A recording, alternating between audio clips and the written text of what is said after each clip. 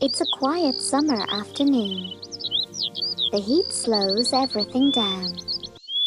High in the tree, small birds rest, saving their energy. Water is hard to find.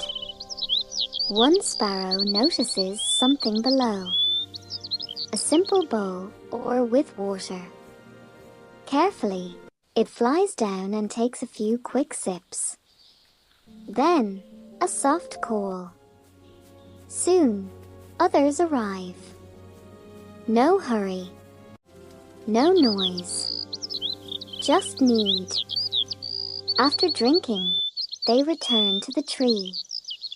Lighter, calmer.